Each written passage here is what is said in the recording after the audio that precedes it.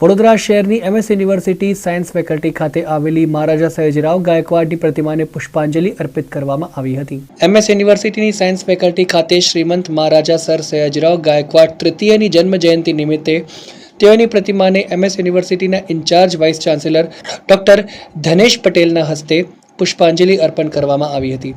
કાર્યક્રમમાં સાયન્સ ફેકલ્ટીના ડીન હરી કટારિયા, જુદી જુદી ફેકલ્ટીના ડીન અને શિક્ષકો, વિદ્યાર્થીઓ ઉપસ્થિત રહ્યા હતા અને પ્રતિમાને પુષ્પાંજલિ અર્પિત કરવામાં આવી હતી। સાથે સાથે યુનિવર્સિટીમાં જુદા જુદા કાર્યક્રમોનું પણ આયોજન કરવામાં આવ્યું હતું। સયાજીરાવ ગાયકવાડ 3નો જન્મદિવસ છે। મહારાજાનો જન્મ 1863માં થયો।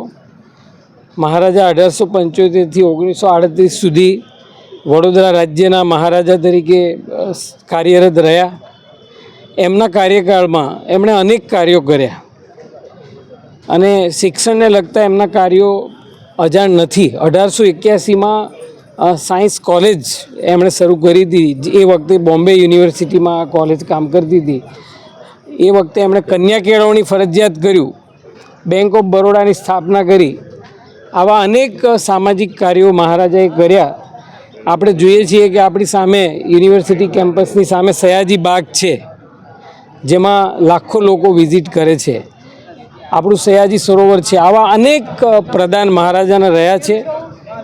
આ દિવસ આવનારી પેઢી હંમેશા યાદ રાખે એ માટે સાયન્સ ફેકલ્ટીએ એવું નક્કી કર્યું કે 11 માર્ચ દર વર્ષે મહારાજાના જન્મદિવસ નિમિત્તે એક રાષ્ટ્રીય કક્ષાના કોન્ફરન્સનું આયોજન કરવું, જેની શરૂઆત અમે આજથી કરી રહ્યા છીએ, જેથી કરીને અમારા વિદ્યાર્થીઓમાં મહારાજાનું જે કોન્ટ્રીબ્યુશન છે એનો સંદેશ અવિરત જતો રહે।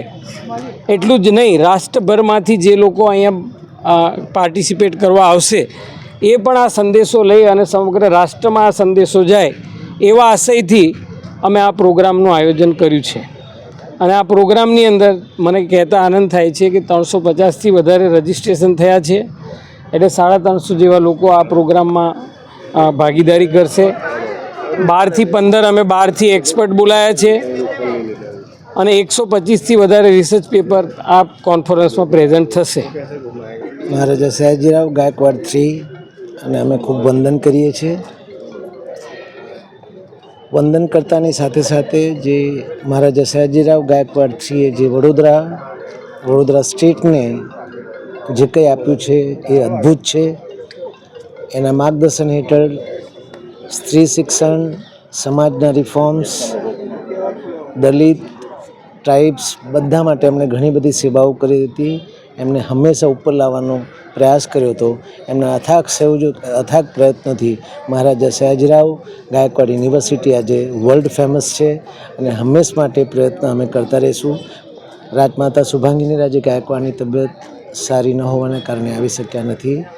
એમના તરફથી પણ શુભ સંદેશો છે અને ફરીથી વંદન મહારાજા સયાજીરાવ ગાયકવાડ 3ને કે જેમણે આખા વડોદરા શહેર માટે શિક્ષણના ભાગરૂપે ઘણું બધું કર્યું છે। એને ક્યારેય ભૂલાય એવું નથી અને આખી પેઢીઓના પેઢીઓ સુધી અમે એમને યાદ કરીશું અને એમની જે ભાવના હતી એ ભાવનાને અમે આજના દિવસે અમે વચન આપીએ છીએ આગળ વધારતા રહીશું।